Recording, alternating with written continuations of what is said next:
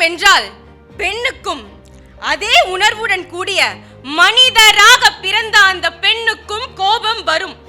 ஆணுக்கு அன்பு வரும் என்றால் பெண்ணுக்கும் அன்பு வரும். ஆணுக்கு வீரம் வரும் என்றால் பெண்ணுக்கும் வீரம் வரும்.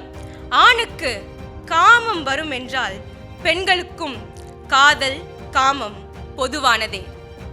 தாய், சகோதரி, மனைவி, கற்பு, தியாகம், வீடு, நாடு, பெண்கள், கண்கள், உலகம், இரக்கம், பெண்மை, தாய்மை, பெருமை, அப்பப்பப்பப்பா, கேட்டு கேட்டு காதுகள் புளித்து விட்டது.